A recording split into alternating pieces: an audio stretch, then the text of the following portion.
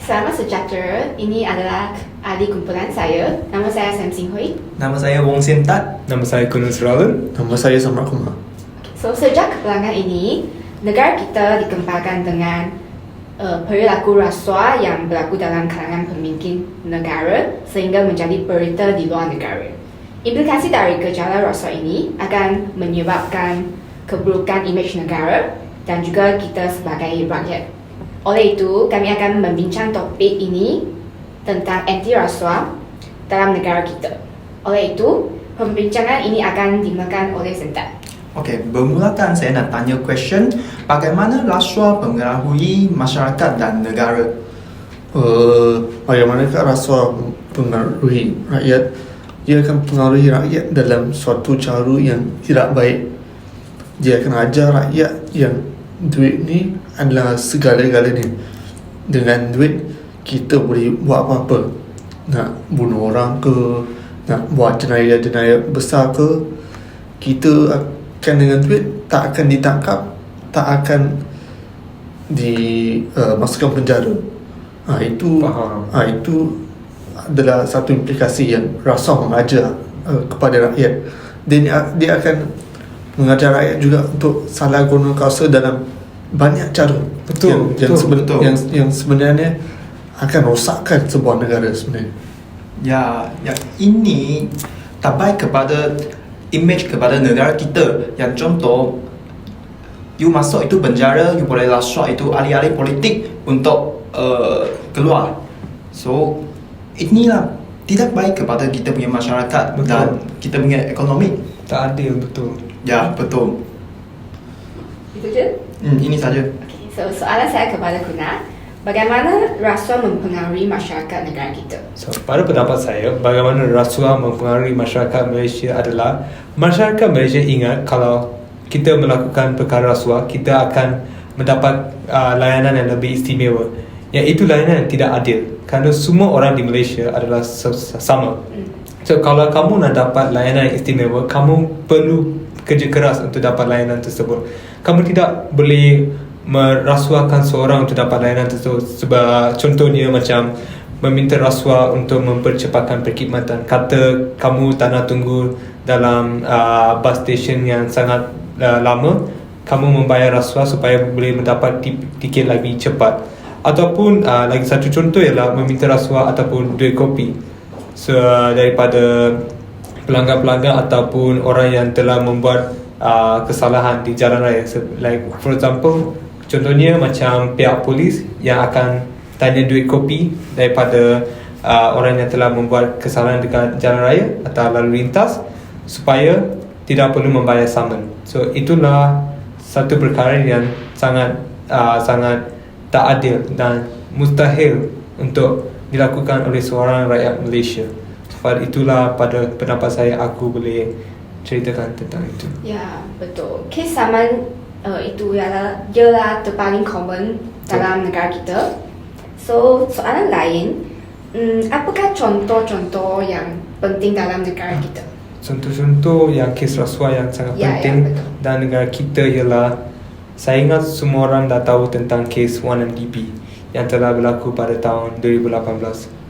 Bukan saja rakyat Malaysia yang tahu, tetapi seluruh dunia telah tahu tentang kes rasuah yang telah berlaku, yang telah dilakukan oleh ahli-ahli politik. Saya tak nak memberitahu nama mereka, tapi kita perlu mengingat, walaupun kamu seorang ahli politik, ini bukan mereka sahaja, tapi ini telah dipengaruhi oleh masyarakat-masyarakat dari negara lain ataupun dari kecil untuk mendapat kehidupan yang lagi senang dan istimewa.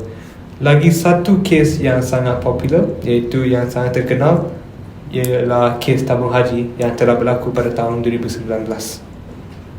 Okay.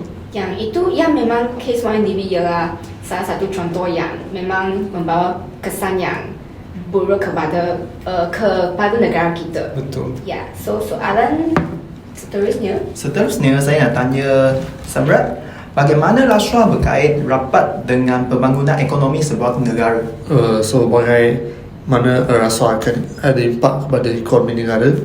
Pertamanya kita boleh lihat pelabur-pelabur dia tidak akan melabur di sesebuah negara sebab adanya rasa dia tidak akan percaya dengan sistem sesebuah kerajaan itu.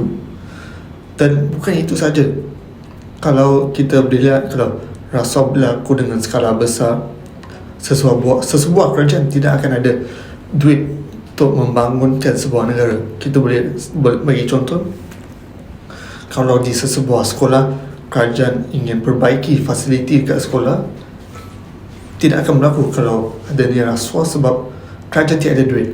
Juga kalau mereka nak bina sesebuah hospital yang canggih dengan teknologi terkini, mereka tidak boleh buatnya sebab kekurangan duit atau sebab rasuah. Sebab itu ada satu pantun yang saya boleh katakan, siang malam membawa beca, membawa pelancong luar negara, tamak haroba menjadi punca rasuah penyebab jatuhnya sesebuah negara. Wow, pantun itu sangat-sangat efektif sebenarnya.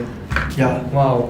saya rasa sekarang rakyat-rakyat kita ingat rasuah senang untuk mereka. Sebab contoh, you kena saman, you cuma bayar itu pegawai polis saja, you tak payah bayar itu saman lagi. Okay, lepas tu kalau ini sudah jadi biasa, itu polis akan meminta rasuah lagi banyak. Betul. So ini bukan kebaikan dan tak ada faedah kepada rakyat-rakyat. Ini yang tak baik kepada kita punya rakyat. So lain satu contoh, pelabur akan hilangkan itu Minat. Betul. tidak minat investor kita punya negara. So ini bukan kebaikan kepada kita punya ekonomi dan masyarakat. Ya, tegasnya banyak langkah yang harus dijalankan oleh setiap pihak. Contohnya, pihak sekolah dan ibu bapa perlu memberi pendidikan tentang keburukan amalan rasuah dan menjalankan kempen yang berkesan dan efektif. Contohnya, menganjurkan kempen dan ceramah tentang keburukan rasuah bagi pelajar untuk mereka mengetahui tentang itu kelakuan rasuah adalah salah satu yang tak baik. Ya. Dan juga kerajaan harus menguatkuasakan undang-undang. Sepertinya yang umum mengetahui, kita mempunyai Suruhanjaya Pencegahan Rasuah Malaysia (SPRM) sebagai penguatkuasa yang memantau dan bertindak ke atas salah laku rasuah. Namun, keterbatasan jumlah pegawai dan sumber untuk mereka menguatkuasa undang-undang adalah terhad. Maka kita sebagai orang awam juga bertanggungjawab atas salah laku rasuah ini. Selain itu, badan kehakiman negara juga perlu memastikan perbicaraan yang melibat rasuah dilaksanakan dengan pantas dan adil supaya berlaku rasuah tidak bebas untuk memutarbalikan kenyataan dan mengubahkan salah laku mereka.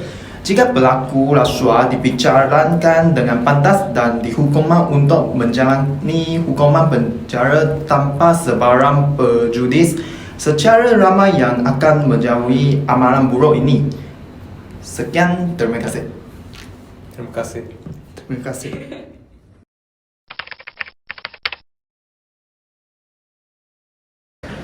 Nama saya Dibon. Apakah nama Anda? Nama saya Cantika. Apakah masuk rasuah menurut Anda? Menurut saya rasuah ialah orang-orang membuat kerugian kepada negara. Bagaimanakah rasuah mempengaruhi masyarakat dan negara? Saya rasa rasuah membuat kerugian kepada negara dan membuat masyarakat tak percaya kepada instansi-instansi. Hai, nama saya Clarice. Apakah nama Anda? Nama saya Fatima Azwa. Bagaimana rasuah mempengaruhi kepercayaan rakyat terhadap institusi-institusi awam? Bagi saya, jika institusi-institusi awam mengadakan rasuah, rakyat akan mula hilang kepercayaan kepada mereka. Apakah contoh-contoh kes rasuah yang penting dalam sejarah Malaysia? Antara contoh-contoh kes rasuah yang penting dalam Malaysia, kita boleh lihat dari kes 1MDB oleh Najib Tun Abdul Razak.